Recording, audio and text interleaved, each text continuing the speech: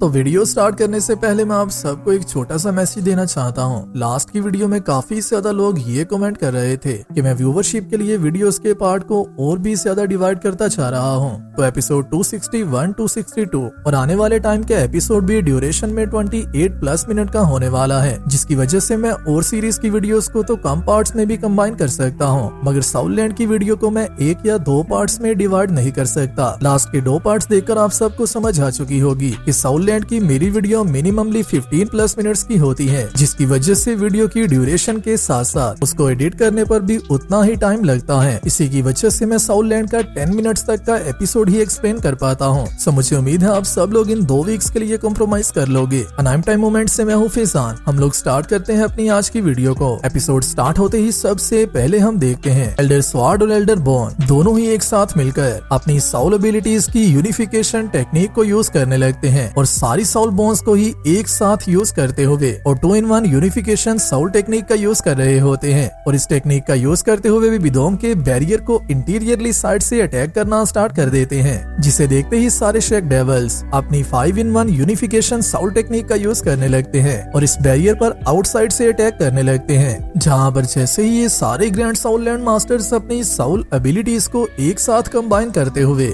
इस बैरियर की इंटीरियर और एक्सटीरियर दोनों साइड से ही इस बैरियर पर अटैक करते हैं, तो इसमें से एक छोटा सा होल क्रिएट हो जाता है। और यहाँ पर टोटल 7 ग्रैंड साउललैंड मास्टर्स एक ही टाइम पर अपने 9 साउल लिंक्स का यूज कर रहे होते हैं, जो कि कुल मिलाकर 45 साउल लिंक्स बनती हैं। और सिर्फ एक टाइम पर 45 साउल लिंक्स को यूज करते हुए ये बिबिदोंग के क्रिएट किए हुए सिर्फ एक बैरियर को ही तोड़ पाते हैं और उसमें से एक होल को क्रिएट कर पाते हैं, जिसमें से तांग हाओ तांग सेन को लेकर बाहर निकलने लगता है। और जैसे ही तांग हाओ तांग सेन को लेकर यहाँ से जाने लगता है तो उसी के साथ ही एल्डर बोन और एल्डर स्वॉर्ड से कहता है, मैं बिबिदोंग को रोकने का काम तुम्हारे ऊपर छोड़ रहा हूँ, जिसकी वजह से तांग हाओ और तांग सेन तो यहाँ से बाहर निकल आते हैं, मगर एल्डर स्वॉर्ड और एल्डर बोन दोनों ही इस बैरियर के अंदर फंसे रह जाते हैं। जिसके साथ ही हम देखते हैं कियान नेंगशे को, जिसकी के डिवाइन पावर उसकी बॉडी से अलग हो चुके हाथ को दोबारा से रिगेन करना स्टार्ट कर देती है। और इसी के साथ ही हम आते हैं एल्डर स्वॉर्ड और एल्डर बोन के व्यू पर, जिन्होंने कि अभी अपनी सारी साउल लिंक्स को यूज कर लिया होता है, जिसकी वजह से इन दोनों के अंदर मजीद फाइट करने की पावर ही नहीं रहती।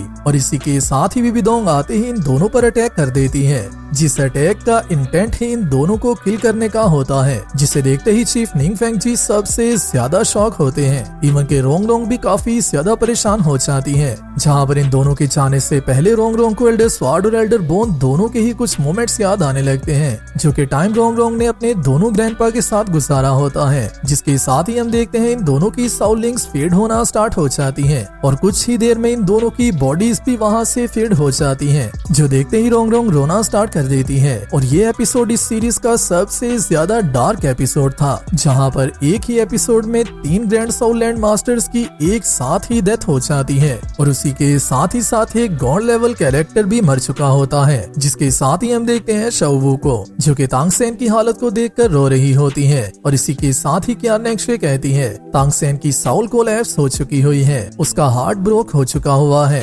हालांकि तांग सेन एक गॉड भी बन चुका है, मगर फिर भी तांग सेन का यहाँ पर मरना तय है। जिसके साथ ही कियान नेंगशे यहाँ से जाना स्टार्ट कर देती है, मगर यहाँ पर अगर हम लोग देखें तो कियान नेंगशे का कटा हुआ हाथ उसकी बॉडी में दोबारा से वापस आ चुका होता है और उसने अपने बॉडी पार्ट को आराम से वापस रिगेन कर लिया होता है। जिसके साथ ही हम देखते हैं बिबिदोंग को, जिसके माउथ से ब्लड तक आना स्टार्ट हो चुका होता है, जो कि जहाँ तक मुझे लगता है तांग सेन ने जैसे ही अपने 13 गोल्डन मूव्स को एक साथ कंबाइन करने के बाद इन दोनों पर अटैक किया था, शायद से उसी अटैक की वजह से निकल रहा होता है। इसी के साथ ही हम देखते हैं सी गॉड पैलेस को, जहाँ से सी गॉड की डिवाइन पावर फेड हो जाती है। और इसी के साथ ही सी गॉड पैलेस में मौजूद सब लोगों को इस बात का पता चल जाता है कि सी दोंगी, जो कहते ही बिबिदोंग वापिस अपने पैलेस में चली जाती है। जिसके साथ ही हम देखते हैं सी गॉड का वेपन भी यहाँ से फेड होना स्टार्ट हो जाता है, क्योंकि सी गॉड का वेपन तांग सेन को इनहेरिटेंस में मिला था। और जबकि तांग सेन किल हो चुका है और तांग सेन का हार्ट भी मौजूद नहीं है, तो तांग सेन का वेपन तांग सेन के हार्ट के साथ डायरेक्टली कनेक्ट था, जिसकी वजह से ये वेपन भी यहाँ से फेड होना स्टार्ट हो जाता है। जिसके साथ ही हम देखते हैं सारे शेक डेविल्स को, जो कि जैसे ही तांग सेन और शाओवू के पास आते हैं तो यहाँ पर तांग हाओ सबसे ज्यादा परेशान होता है, क्योंकि एक तो उसके हाथ में ये दूसरा कैरेक्टर मर रहा है और ये दूसरा कैरेक्टर और कोई नहीं बल्कि उसका अपना यंग चाइल्ड है, जिसने कि इस पूरे कॉन्टिनेंट में सबसे ज्यादा यंग स्टेज में उस पावर को अचीव कर लिया था जिसे कि आज तक कोई भी अचीव नहीं कर पाया।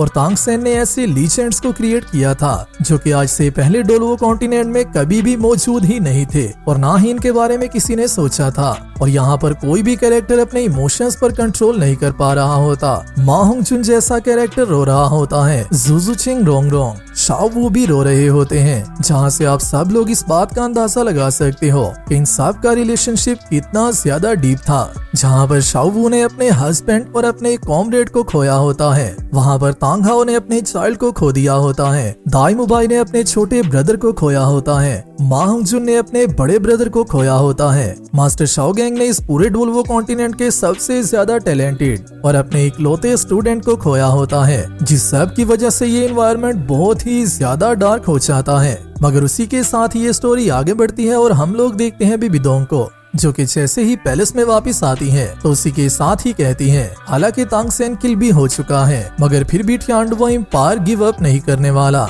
जिसकी वजह से मुझे ऐसा लगता है कि यहाँ पर तुम्हारे लिए सबसे ज्यादा जरूरी बात यह है कि तुम अपनी ओवरऑल स्ट्रेंथ को प्रायोरिटी दो और किसी भी किस्म के इशू में पड़ने से बचो। तुम्हें यहाँ पर अकेले फाइट करने के अलावा मेरे साथ मिलकर फाइट करना होगी, जिसकी वजह से ही हम दोनों मिलकर थियांडवो एम्पायर को रोक पाएंगी। मगर उसी के साथ ही क्यान नेक्शे कहती है, तुम्हें क्या लगता है कि मैं तुम्हें ज्वाइन करने वाली हूँ? तुम हमारे कॉन्टिनेंट की सबसे ज्यादा सेल्फिश कैरेक्टर हो। तुम सिर्फ इस सारी सिचुएशन का फायदा उठाना चाहती हो और मुझे भी कंट्रोल करना चाहती हो। जिसके साथ ही बिबिदोंग क्यान नेक्शे से कहती है, अगर तुम्हें सेल्फिश होती तो मैं 6 वर्शिपर्स के सामने तुम्हें एम्परर बनाने का प्रॉमिस कभी भी ना करती। और मैंने उन सब से ये प्रॉमिस किया है कि जैसे ही हम लोग थियांडवो एम्पायर को डिफीट कर लेंगे तो उसके बाद मैं तुम्हें सारी पावर देने वाली हूँ। मगर क्यान नेक्शे अभी भी बिबिदोंग की बात सुनने के लिए तैयार नहीं होती और उसी के साथ ही बिबिदोंग से कहती है, मुझे अभी तक तुम्हारी किसी बात पर भी यकीन नहीं है, क्योंकि ये सब कुछ सिर्फ तुम अपने गोल को हासिल करने के लिए कर रही हो। तुम हमेशा से ही ऐसी रही हो,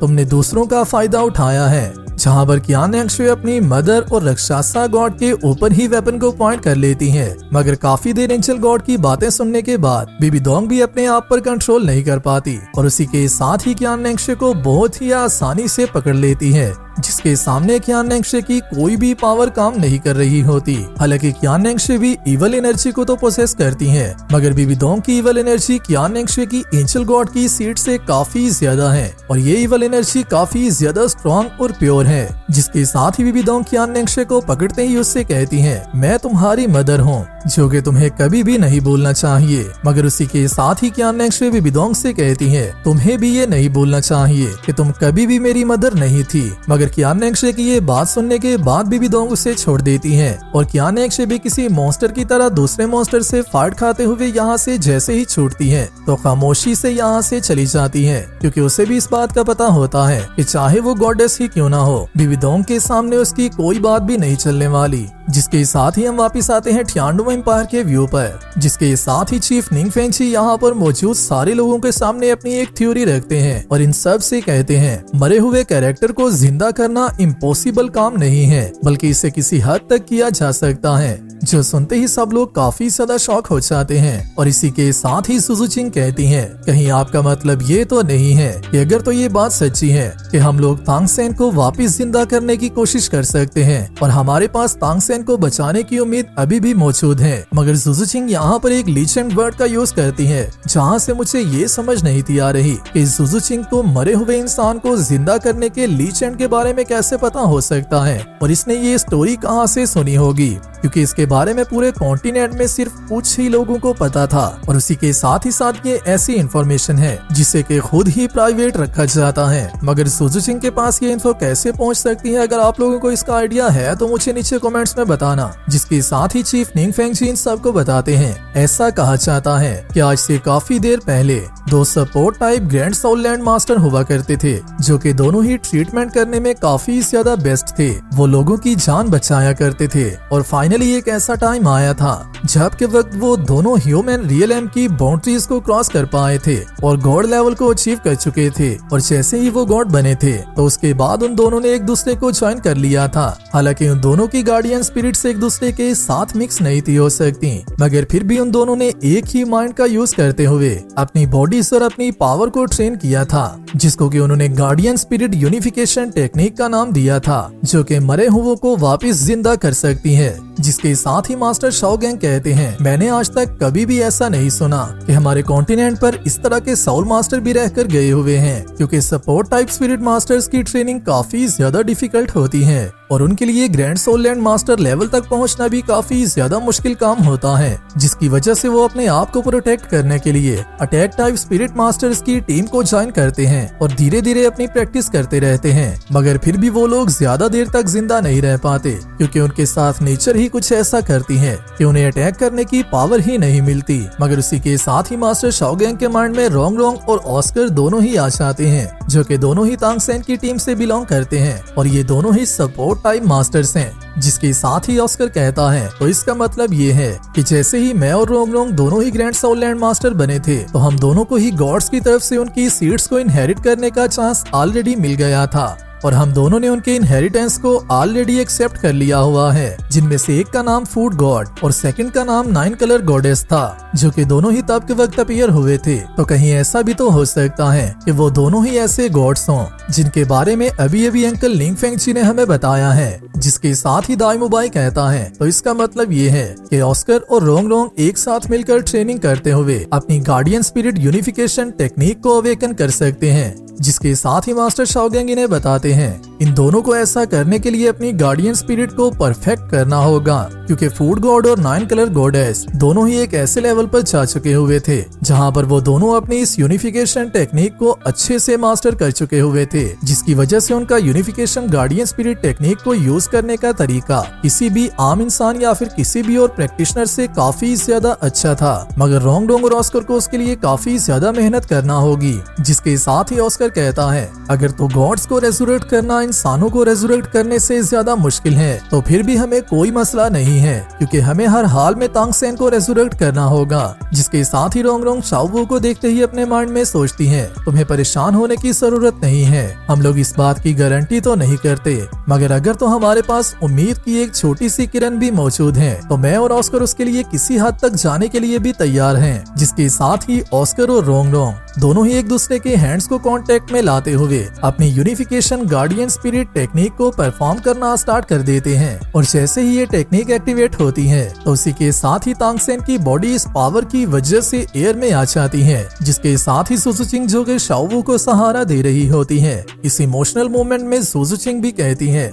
मुझे मिराकल्स पर बिलीव तो नहीं है, मगर अगर तो तुम्हारे वापिस आने का कोई रास्ता मौजूद है, तो प्लीज जल्दी वापिस आ जाओ। फ्रेंडशिप पूरी दुनिया का सबसे अच्छा ट्रेजर है, जिसे कि किसी भी कीमत पर नहीं लिया जा सकता। जिसके साथ ही हम देखते हैं ऑस्कर को, जिसको कि शायद से फूड गॉड की डिवाइन एनर्जी ये बताती है, गॉड्स तो इंसानों के अफेयर्स में नहीं आ सकते, मगर तुम लोग अगर ऐसा करने की कोशिश करो तो कर सकते हो। और अगर तुम दोनों ने इस टेक्निक को परफॉर्म करने का इरादा बना लिया है, तो हम दोनों को भी तुम्हें हर हाल में डायरेक्शन देना होगी और तुम दोनों को गाइड करना होगा। जिसके साथ ही 9 कलर गॉडेस और फूड गॉड की डिवाइन एनर्जी भी यहाँ पर अपीयर हो जाती है, और ये दोनों भी अपनी पावर को कंबाइन करने के बाद इस टेक्निक को और भी ज्यादा बूस्ट दे देते हैं। जिसके साथ ही ऑस्कर और रोंग रोंग मिलकर unification guardian spirit technique resurrection light का यूज करते हैं, जो लाइट तांग सेन की बॉडी से निकलते हुए शायद से हेवन तक चली जाती है। और इसी के साथ ही हमें यहाँ पर 2 एंशिएंट मॉन्स्टर भी देखने को मिलते हैं, जो कि दोनों ही फोनिक्स होते हैं, जिन दोनों का शायद से किसी को रेजुरेक्ट करने से कोई कनेक्शन हो सकता है। जिसके साथ ही शाओ वू कहती है, ऑस्कर और रोंग रोंग दोनों की पावर काफी ज्यादा ट्रेन हो चुकी है। जो सुनते ही दाई मुबाई इन सब को ऑर्डर करता है कि हम सब को वापिस अपनी 6 डेविल्स यूनिफिकेशन टेक्निक का यूज करना होगा। और इसी के साथ ही बाकी के बचे चारों के ग्रैंड सोल लैंड मास्टर्स अपने टीममेट्स की हेल्प करना स्टार्ट कर देते हैं और उन सब की सोल पावर को बूस्ट देने लगते हैं। जिसके साथ ही हम देखते हैं तांग सेन को, जो कि एक ऐसी जगह पर अपनी आंखें खोलता है जहां पर तांग सेन के अलावा और कोई भी चीज मौजूद नहीं होती, मगर तांग सेन के सामने किंग ऑफ गॉड्स मौजूद होता है, जहां से मुझे ऐसा लगता है कि ये जगह और कोई नहीं बल्कि अशूरा का इनहेरिटेंस गेट है। और तांगसेन के मरने के बाद तांगसेन को साउल वर्ल्ड में जाना चाहिए था, मगर ऐसा भी हो सकता है कि अशूरा, जिसका हर चीज पर अच्छे से कंट्रोल है, उसने तांगसेन की साउल को यहीं पर समन कर लिया हो। आपको क्या लगता है, क्या ये इनहेरिटेंस प्लेस है या नहीं? मुझे नीचे कमेंट्स में जरूर बताना। इसी के साथ ही हमारा एपिसोड यहीं पर कंप्लीट होता है। वीडियो अच्छी लगी है, वीडियो को लाइक कर दो और नेक्स्ट आने वाली वीडियो के लिए चैनल को सब्सक्राइब लाजमी कर लेना। मैं मिलता हूँ आप सबसे नेक्स्ट वीडियो में। तब तक अपना और अपने प्यारों का ख्याल रखियो।